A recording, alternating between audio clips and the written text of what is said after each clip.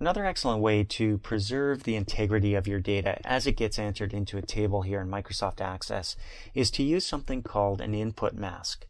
An input mask is very helpful in forcing how data gets entered. Not exactly what data gets entered, but how it looks when it is entered.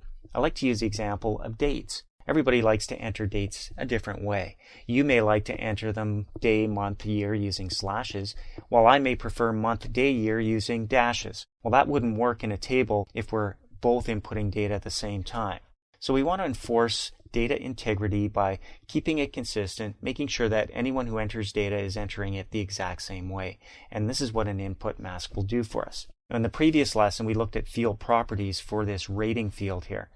We changed some of the properties to make sure there were no decimal places, that it was a number going in, it's centered. You can see down here the default value is set to 4 in our new record that's about to be created. The 4 is already there. So we were able to get closer to data integrity by setting up some of the field properties. Now we're going to go back to the design view to set up an input mask. You'll notice up here on the title bar I'm using Music Library 4B. And I got that from the Lesson 4 folder of the exercise file. So if you're skipping to this lesson, just go ahead and open that one up to get all caught up. The next thing I'm going to do is switch over to Design View. There's a couple different ways to do that. Look down here in the bottom right-hand corner on the status bar. There are view buttons down here, including Design View. We've got our Pivot Chart, Pivot Table, and Datasheet View. Datasheet View is currently selected. That's what we're looking at right now. An even faster way to switch between the design and datasheet views is to use this button up here. On the view dropdown, we'll see those same 4 choices, but right above is the design view icon. So we click on that to switch to design view, and it changes to the datasheet view. So I can click it to switch back and forth quickly and easily. So in the design view, again, we're going to focus in on this rating field here. Down below in the field properties, you can see what we set up in the previous lesson. But now we're going to go to the input mask right here. Now, an input mask, when we're working with a number field like this, requires us to enter it manually. There is a button to help automate things, but that'll be working with a text field or a date field.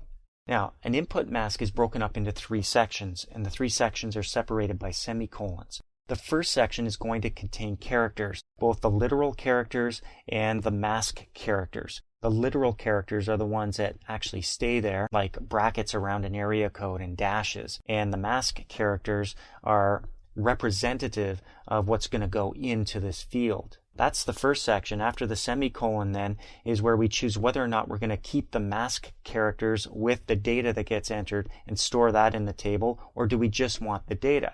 And then after the next semicolon, the third section is where we decide if we're going to use a placeholder or not. So if we were entering phone numbers, we might want to have the pound sign representing the various numbers, just so people know how many characters they need to input. But it's optional. We don't have to have it either. So for our input mask, we want to make sure that it's one single character. Is that character optional or is it required? Well, we've already said it's required down below. So I'm going to put in a 9. A 0 is the other option if it's optional, but we're going to put in a 9. We're going to put in our semicolon now. And if we wanted to, we can store the actual mask data with the data that gets entered, but there is no mask data here. There's no extra characters that go in there. So we don't have to put anything in here. If we wanted to, we could put a 1 or a 0. So the 1 is going to represent us just storing the data. A 0 would mean we want the mask data and the actual data that gets entered in here.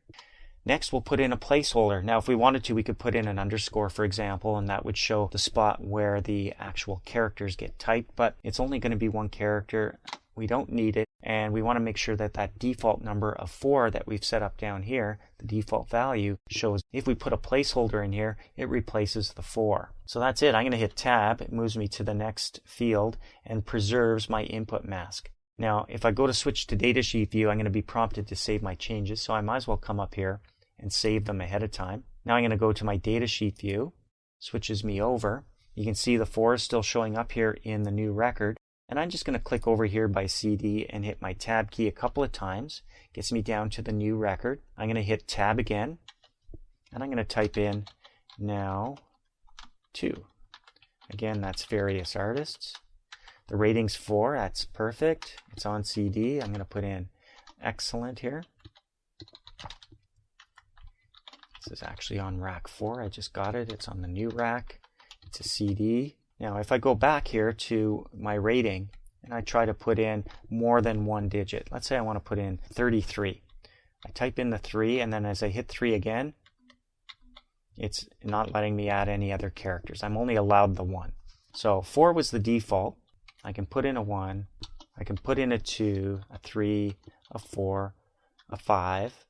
Oh, I can also put in a 6. So I can only put in one character. I'm going to leave it at 4. But I'm also allowed to put in numbers higher than 5. That takes us to the next lesson where we're going to talk about validation rules.